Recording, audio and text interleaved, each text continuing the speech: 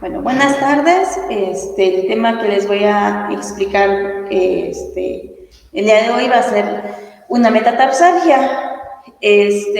Bueno, mi nombre es María Luisa Suárez, soy licenciada en quiropráctica y bueno, vamos a darle apertura a este tema. Bueno, la metatarsalgia es básicamente uno de los principales dolores en la fascia plantar o en lo que es el antepié. ¿Por qué digo que es uno de los principales dolores en la fascia plantar? Una metatarsalgia puede desencadenar una fascitis plantar. No siempre lo ocasiona una mala pisada. Bueno, en este caso la metatarsalgia va a ser en su mayoría por una mala pisada, por una mala marcha. Pero la fascitis plantar no siempre está provocada por el calzado o no siempre está provocada por un esporón calcáneo o por las diferentes actividades de las personas, ¿no? Sí, a veces la metatarsalgia es bastante común, es más común de lo que ustedes creen, pero como es un dolor que crece o que empieza de menos a más, y generalmente se nos quita dándonos un pequeño masaje y demás, pero esto no nos va a quitar el estrés que tenemos en los metatarsos. Entonces, la metatarsalgia es el dolor justamente en la cabeza de los metatarsos. Es un dolor en el antepié, ahorita vamos a ver la división del pie. Se conoce como una metatarsalgia, es la localización más frecuente del dolor en los pies y es más habitual en las mujeres por el tipo de calzado y por nuestras actividades, que generalmente casi siempre estamos de pie. Influye el calzado, especialmente estrecho y de tacón alto, que hace que produzca una sobrecarga en el antepié. Entonces, por eso es más en mujeres que en hombres. Por fortuna, el calzado ya ha evolucionado bastante, ya podemos encontrar zapatos estéticos o zapatos que vayan con nuestro estilo de vida de doble ancho, incluso hasta de un triple ancho en la parte de los metatarsos. Dentro de la gran variedad de causas que pueden producir la metatarsalgia, siempre vamos a establecer 4 grupos: la alteración estática, la patología degenerativa ósea, patología de partes blandas y una patología inflamatoria. Entonces, aquí vamos a ir en retroceso. Entonces, primero vamos a ir con una patología inflamatoria, que regularmente ya es la inflamación de la cabeza de los metatarsos. Y aquí podemos ver la cabeza de los metatarsos. Recuerden que tenemos 3 falanges y en el dedo pulgar tenemos 2 falanges. Las falanges se están articulando con los metatarsos. Los metatarsos tienen una base que articulan con los tarsos y la cabeza del metatarso que articula con la base de la falange próxima. Entonces vamos a ir primero con una alteración estática, que esta la vamos a definir bastante. Dentro de este grupo incluimos alteraciones estáticas que nos ajustan al patrón de normalidad y pueden ser sintomáticas por ellas mismas o por la patología que puede provocar. Ok, me voy a saltar tantito a esta parte. Ok, por la parte estética, en el pie, que nos puede desencadenar varios puntos de carga en nuestro pie. Hay que recordar que, bueno, la parte en el pie en sí no es un punto de carga, quien es punto de carga es el tobillo, y si ya nos vamos con puntos de carga propios del pie, siempre van a ser en la primera articulación metatarsofalángica y en la metatarsofalángica del quinto dedo. Entonces son como los 2 puntos de equilibrio del pie. No es que necesariamente estén cargando o pasa el centro de gravedad por esas articulaciones, pero cargan el peso del pie o nos ayudan a equilibrarnos al momento de la marcha. Entonces, tenemos 6 tipos de pies. Un pie cuadrado, 3 tipos de pie. Un pie cuadrado que generalmente se caracteriza porque el primer dedo y el segundo dedo están a la misma altura. Tercero, cuarto y quinto ya están en declive. Entonces, eso se conoce como un pie cuadrado. Un pie griego, que el segundo metatarso va a estar mucho más alto que el segundo dedo va a estar más alto que el primero y el tercero va a estar a la misma altura del primero. Entonces, eso es un pie griego. Y al final, un pie egipcio donde el primer dedo se va a ver mucho más grande, mucho más largo que el resto de los dedos que están en declive normal. Esta forma de nuestro pie también nos va a determinar cómo están nuestros metatarsos. ¿Okay? Vemos que lo más correcto o lo más común o el pie que tiende a sufrir menos fascitis plantar va a ser un pie cuadrado, porque todo el peso cae sobre todos los metatarsos como en una cadena, como en una guía. Entonces, eso sería lo normal. Pero las personas que tienen un pie diferente, como un griego o un egipcio, quienes van a cargar más el peso del pie va a ser del segundo al cuarto metatarso, y lo mismo va a pasar con el pie egipcio. Pero lo que quiero que vean en este pie griego y egipcio es que el peso cae en la falange proximal, y en el pie egipcio, perdón, el pie griego en la falange proximal, y en el pie egipcio cae en la parte de la cabeza del metatarso.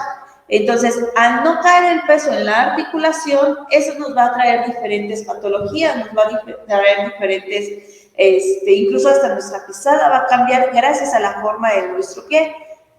A final de cuentas, nuestra biomecánica se va a adaptar a nuestro estilo de pie, nuestra forma del pie se va a terminar adaptando.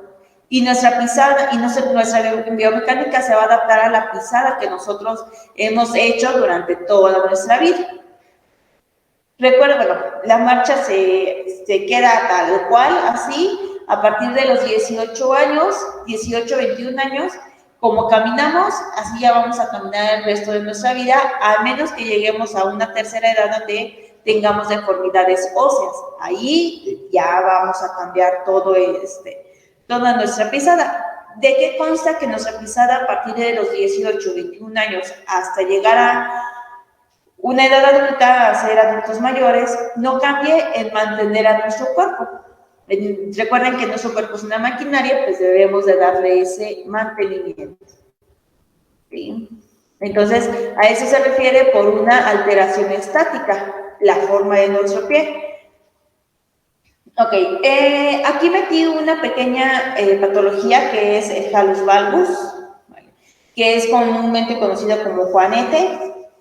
Pero ahora sabemos que ya ha sido muy sonada el hallux valgus, ya que hay un montón de órtesis, muchísimas órtesis, para el correcto, bueno, no correcto, pero para el cuidado de nuestro hallux valgus, y en ocasiones hasta poder llegar a corregirlo.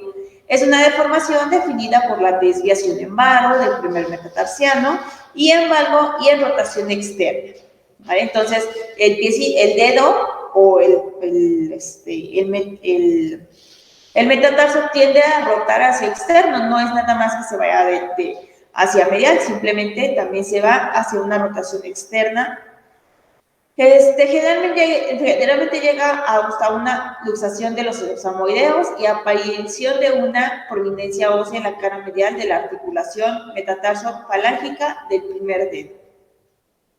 Generalmente este hueso sesamoideo muchas veces no es natural. Los huesos sesamoideos naturales en el cuerpo nada más son 3.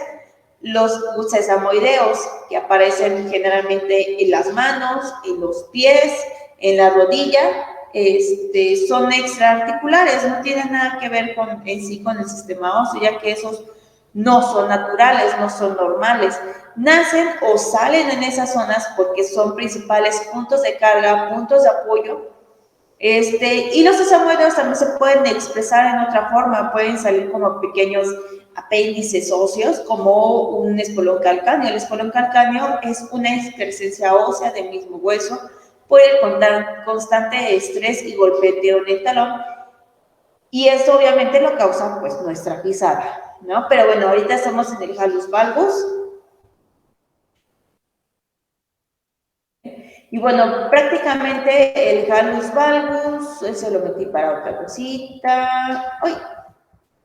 Discúlpeme, no metí una ilustración del hallux. Ok, vamos a agarrar esa ilustración del hallux valgus. Perdón, se me olvidó meter una pequeña radiografía de hallux valgus. Pero vamos a agarrar esta imagen. ¿vale? Esa imagen también la puse para ver la bursitis, porque una metatarsalgia también puede ocasionar una bursitis. Recuerden que las bursas son esas pequeñas serosas, las tenemos en partes estratégicas de nuestro cuerpo, que son puntos o de equilibrio o de carga, como lo son la cadera, la rodilla, el codo, los dedos de los pies, la articulación sacroiliaca. Acá tenemos varias bursas en el cuerpo, incluso las bursas no necesariamente, son necesariamente entre piel y tendón y hueso. En este caso, vamos a ver el halus valgus y vamos a ver cómo está la base del primer metatarso, perdón, cómo está ubicada, y vemos cómo tiene ese varo. Okay. Ay, perdón.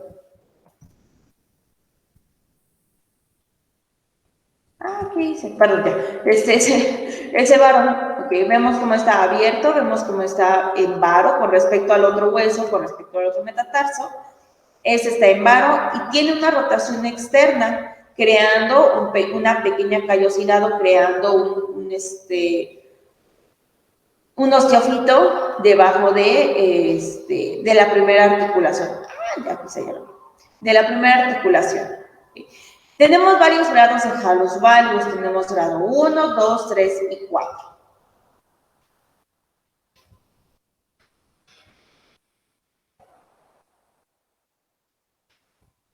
No, en serio no lo metí. Perdón, pensé que lo había metido. Ok. Bueno, espero en el otro seminario hablar un poquito más de halus valgus y sus grados en halus valgus, ya que, bueno, pues sí es importante, ya que muchos pacientes los buscan por halus valgus. Quiroprácticamente no hay mucho que hacer en el halus valgus, ya que es una deformidad ósea, pero en un primer grado podemos ayudar mucho como quiroprácticos. ¿Sí? La terapia en un halus valgus principalmente es con fisioterapia. Después, tenemos un señor que se llamaba Morton, bueno, se apellidaba Morton, que en 1876 él describió una metatarsalgia que se define por la compresión del nervio interdigital, que es lo que va a causar todo el dolor en la parte de la fascia. En el espacio intermetatarsiano se manifiesta como un dolor lacerante, normalmente situado en el tercer espacio o en el tercer dedo. Por lo general obliga a retirar el calzado y se acompaña de disestesias de los dedos, es decir, los dedos empiezan a calambrar, se empiezan a dormir. Como causa más frecuente se encuentra la alteración estática del antepié, generalmente un pie cabo acompañado de calzado estrecho o un tacón alto, pero también puede causar la bursitis o una sinovitis, bien de esta forma aislada o junto con una enfermedad inflamatoria. Bueno, Morton es igual a una prueba ortopédica, él inventó su propia prueba ortopédica, que a la fecha es una de las muy pocas que van a explorar la metatarsalgia o que van a definir una metatarsalgia. Él fuera de decir que simplemente es un dolor en los metatarsos o es causada exclusivamente por un halus valgus, como podemos ver en otro tipo de definiciones, siempre que busquen metatarsalgia, les va a aparecer un montón de información sobre halus valgus, ¿vale? Pero muy raro les va a aparecer que es porque una metatarsalgia va a ser una compresión o es la compresión del nervio interdigital entre el segundo y tercer espacio, ¿no? Entonces, vamos a tener generalmente, búsquense en sus piecitos o vean sus pies, y entre el segundo y tercer dedo vamos a encontrar esas ligeras callosidades, como los callitos, ¿va? En la cabeza de los metatarsos. Vamos a encontrar esto. Entonces, y justamente cuando en este tipo de lesión en nuestro pie, porque esto no es algo normal, en esa lesión en nuestro pie, nos ponemos un zapato muy apretado o incluso un zapato demasiado suelto, o un zapato que ya tengamos años, a la marcha constante, no sé, después de unos 10 minutos, vamos a empezar a presentar hormigueo en los dedos. Y precisamente nada más va a ser de la cabeza de los metatarsos hacia los dedos, nunca se va a ir hacia atrás, siempre va a ser de aquí hacia los dedos. Entonces, búsquense esos pequeños dos callitos debajo de sus pies, y si lo tienen es muy seguro que tengan una metatarsalgia, ¿vale? O igual una fascitis plantar provocada por una metatarsalgia. Ay, lo siento.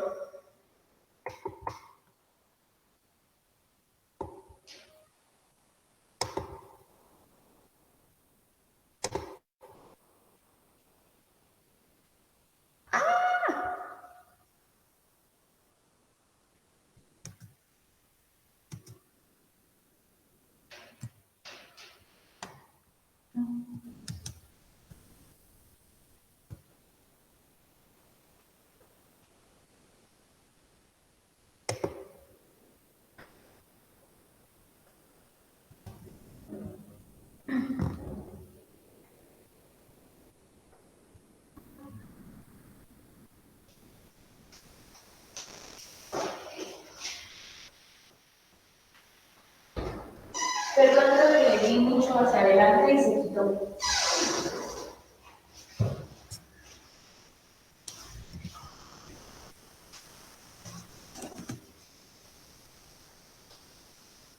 Y después dije, a lo mejor si le pongo presentación, pues se pone...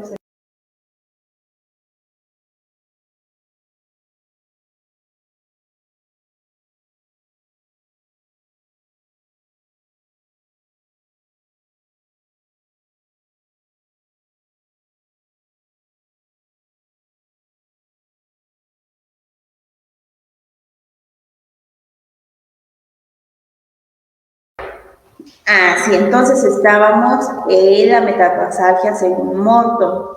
Okay. Pero también según Morton, una metatarsalgia también puede causar una bursitis o incluso una sinovitis. Si esta metatarsalgia no se cuida bien o no se atiende a tiempo, puede causar una bursitis. Ya la bursitis implica otras cosas. En la exploración, entonces vimos que en la exploración según Morton vamos a apretar justamente o vamos a hacer una presión en la cabeza de los metatarsos entre el quinto y el primero y vamos a hacer una presión directa. Y si hay dolor en la parte dorsal del pie, en la parte plantar en la parte plantar o sobre el trayecto de la cabeza de los metatarsos, la prueba es positiva. ¿Para qué? Para una metatarsalgia. Entonces, hay que cuidar bien esa metatarsalgia. Si no, puede desencadenar en otro tipo de síndromes. También tenemos otro síndrome doloroso del segundo espacio, descrito por Claustre, Claustre et al, así se apellidaba, perdón. En 1982 se manifiesta por dolor en el espacio interdigital entre el segundo y el tercer dedo. Se toma más un poquito en cuenta que la metatarsalgia no nada más es un jalus valgus o que la metatarsalgia no nada más es el estrés en la cabeza de los metatarsos, sino que toma en cuenta este nervio interdigital en el segundo y tercer dedo, fundamentalmente a la marcha. Está causado por una bursitis en dicha zona que puede aparecer en el curso de enfermedades inflamatorias, artrósicas, a una alteración estética del pie, principalmente en el pie cabo. Entonces, ya vimos que tanto Claustre como Morton toman mucho en cuenta lo que es el pie cabo, ¿vale? Bueno, el pie cabo es el pie mucho más, o el arco de pieza más prominente. Entonces, ahí el peso del pie cambia totalmente. En la exploración se aprecia un dolor muy selectivo, la presión del espacio con una movilidad completa e indolora de las articulaciones metatarsofalángicas. Entonces, tenemos que checar el movimiento de la articulación metatarsofalángica, si es la adecuada o está muy fija o está muy tensa la articulación. Entonces, nosotros debemos de explorar, no nada más si duele o no, simplemente también debemos de evaluar el movimiento de cada dedo. Entonces, quedamos ahí, vemos un jalus valgus y vemos la bolsa inflamada, vemos esa bursitis. Entonces, vamos con la división del pie, que es antepié, mediopié y retropié. Vemos que el retropié abarca lo que es el talón, el antepié abarca los metatarsos y el mediopié abarca el resto de los tarsos. ¿Para qué nos sirve saber el ante, el medio y el retropié? Bueno, son fases de la marcha que también debemos explorar y debemos de ver con qué está cargando más el paciente el peso, con el retropié, con el medio pie, el antepié, para saber qué articulaciones están lesionadas o qué articulaciones me están causando a lo mejor mi fascitis plantar. Entonces, ahí lo vemos un poquito más concreto, un poquito mejor. Vemos que el retropié tiene calcáneo y astrágalo. Entonces, a lo mejor a mi paciente duele el apoyar el talón. Pues pensamos que entonces algo está pasando en el retropié. A lo mejor a mi paciente le duele al momento de que va caminando, le duele cuando pasa o cuando está balanceando su peso de atrás hacia adelante. Y duele la fascia plantar, pues podemos pensar en el medio pie, en el navicular, en el cuboides y en las tres cuñas. Y si al momento de que el paciente va a despegar el pie de piso, pues podemos pensar que entonces si es en el antepié y tiene un problema en los metatarsos, ¿vale? Recuerden también todas las articulaciones del pie, la de Chopard, la de Mortaja, la de Lisfranc y bueno, son esas tres articulaciones básicamente en el pie.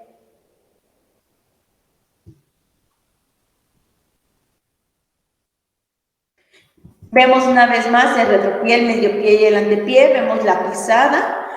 Básicamente eso es lo que hacen las plantigrafías. Checar con qué parte de mi pie estoy pisando, checar con qué parte de mi pie en qué parte de mi pie estoy cargando todo el peso de mi cuerpo. Eso es importante. Bueno, yo les dije que el pie, la planta del pie en sí no carga toda la parte del peso. Quien es centro de carga en el cuerpo es el tobillo. Propiamente ya el cargar el peso del pie, pues sí, en el quinto metatarso, en el primer metatarso, en las cuñas, ahí ya podemos ver un poquito más a fondo la carga de nuestro pie. Okay. Entonces, pues básicamente esos son los componentes de una metatarsalgia, es cuando tenemos una metatarsalgia. En el diplomado yo les enseño cómo con quiropráctica atender una metatarsalgia, ya que la quiropráctica puede atender sin ningún problema una metatarsalgia. ¿Cómo usar esta articulación metatarsofaláncica? ¿Cuál es la mejor técnica? Y no nada más la articulación metatarsofaláncica, sino todo el pie, ¿no? O todo el miembro pélvico, pero en sí, hablando de la metatarsalgia, cómo es que vamos a ajustar el pie para aliviar la metatarsalgia de ese paciente y no se convierta en lo que dice Morton, en una bursitis o en una sinovitis o incluso en el atrapamiento del nervio interdigital, ya que incluso cuando la metatarsalgia es mucha y es muy crónica, el paciente se quita el zapato que está lesionando y después de horas de habérselo quitado sigue teniendo esa molestia o sigue teniendo esa disestesia en los dedos. Entonces ya hay un atrapamiento del nervio interdigital, algo que se puede atender desde un punto de vista fácil o que no es algo que yo creo que me genere muchos problemas. Se puede solucionar con algo oportuno y algo realmente muy, muy simple. Okay, entonces, pues, inscríbanse al diplomado en quiropráctica y vamos a ver no solo la metatarsalgia, sino también los tipos de hallux valgus, artrosis en los dedos del pie. Entonces, por mi parte sería todo. Cuídense sus pies y bueno, nos vemos en un próximo seminario.